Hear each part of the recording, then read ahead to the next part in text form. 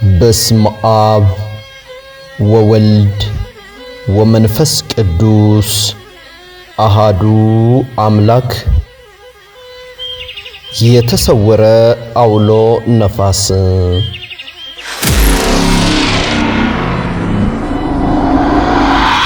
እግዚአብሔር ደግሞ አንድ ትኩስ ኃይል አስነስቶባችኋል። እንግዲህ የማትችሉት ልታጠፉት ልትደፍኑት የማትችሉት ነገር ነው የመጣባችሁ። የተሰወረ አውሎ ነፋስ። በታሪክ መስመር ላይ የሚመዘን ቀን፣ የትንሣኤ ደወል የሚሰማበት ሰዓት፣ ጊዜው ሲቀርብ መገለጥ ይኖራል። ከዘፍጥረት አንስቶ እስከ ዓለም ፍጻሜ ድረስ ዘመን በሰማይ ሥርዓት ተመዝኖ በእግዚአብሔር ሕግ ተደንግጎ እንደሚጓዝ በመጽሐፈ ሄኖክ የተገለጠው ምስጢር የትውልድ ትንሣኤ ሊሆን የተሰወረው አውሎ ነፋስ የዛፉን ስር ሊያጠነክር 6 ዓመት አልፏል። 7 ዓመት የትንሣኤው መግቢያው መጥቷል። የተሰወረው አውሎ ነፋስ ተገልጦ የርቱዓን ርዮትን ያቀጣጥላል። ኦሪት ዘፍጥረት ምዕራፍ 2 ከቁጥር 2 እስከ 3 እግዚአብሔር በሰባተኛው ቀን ከሥራው ሁሉ አረፈ ቀደሰውም እንደተባለ 7 ቁጥር 7 ዓመት 7 ቀን የሱባኤ መለኪያ የፍጹምነት ማህተም ነው። የመጠናቀቅ ምልክት፣ የትንቢት መፈጸሚያ ነው። የትንሣኤ መግቢያ ነው። የምርቃት ምልክት ነው። የተዘራው ፍሬ የሚሰበሰብበት፣ በጸሎት የተጠየቀው የሚመለስበት፣ የተዘጋ በር የሚከፈትበት ነው። ለነቢየ እግዚአብሔር ቅዱስ ሄኖክ ስለሱ የተነገረው ቫቲካን ይመስለኛል ይሄ ትእዛዝ መመሪያ ወጣው። ስለሱ ማውራት አይቻልም፣ ስለሱ መናገር አይቻልም፣ ይሄ መጽሐፍ የተዘጋ ነው ብለው ከዘጉት ውስጥ አንዱ የአቢሲኒያም ነገር አለ ማለት ነው። የአቢሲኒያም እንዳይወራ እንዳይነገር ተዘግቷል ማለት ነው። ከዛ እንግዲህ ምንድነው እውነት እና ንጋት ያደረ አይደል ይወጣል ይነገራል። እግዚአብሔር ያለውን እውነታ እንዳያይ ሕዝብ እንዲጋረድ የተደረገውን እግዚአብሔር አምላክ ከላይ መጋረጃውን ይግለጥለትና እውነታው ለሕዝብ ይፍሰስ። የማትችሉት ልታጠፉት ልትደፍኑት የማትችሉት ነገር ነው የመጣባችሁ። ምንም በቃ በምንም ብትሉ የማትደፍኑት በጣም ጥቂት ህዝብ ነው። ይሄ ጥቂት ህዝብ ቅዱስ ሚካኤል እየመራው እናንተ ተቀብላችሁት የመጣችሁት ለዘመናት ስትሰሩት የነበረ ስትቀባበሉት የነበሩትን ሁሉ አመድ የሚያረግ ጸጋ ነው ያለው።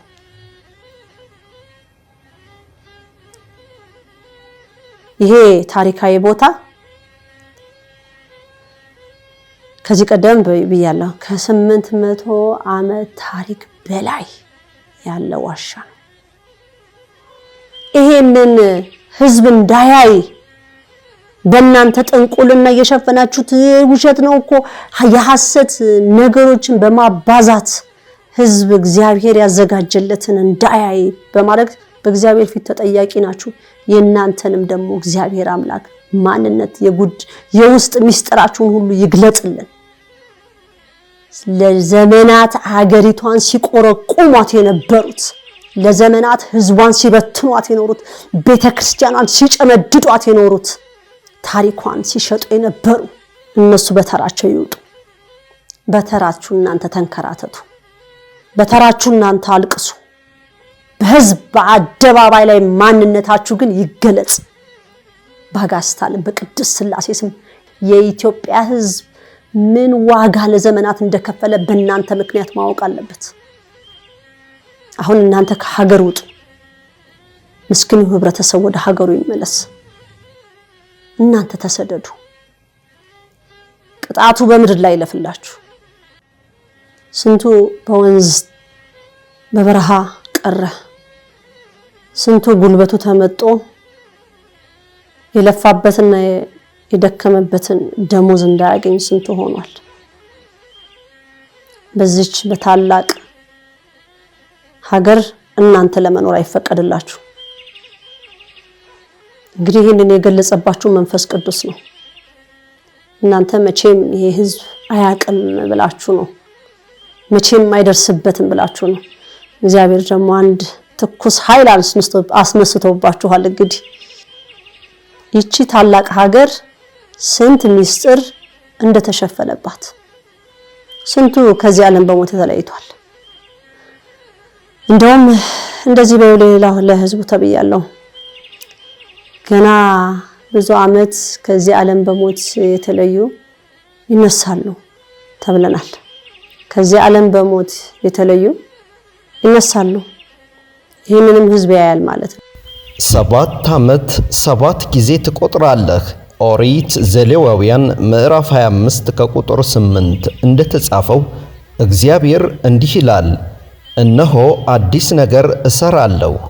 ትንቢተ ኢሳይያስ ምዕራፍ 43 ከቁጥር 19 እንደሚል አዲስ ነገር በምድር ላይ ሊበቅል ነው። የድካምና የፈተና ዘመን ተዘግቶ የተስፋ ዘመን ሊከፈት ነው።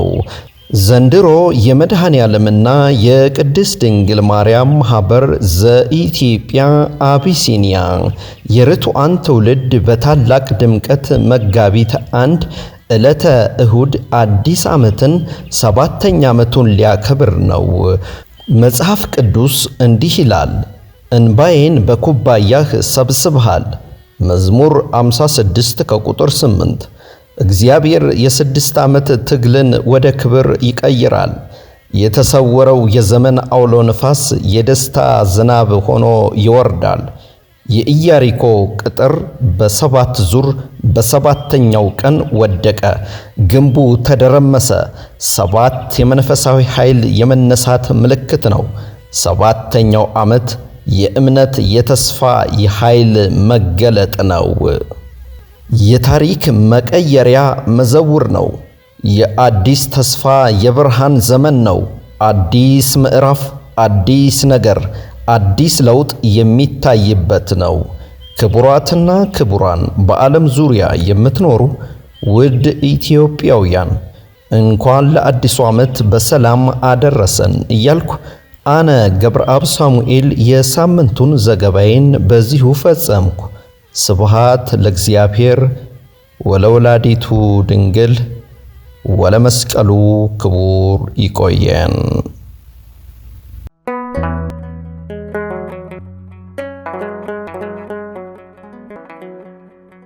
ዘኢትዮጵያ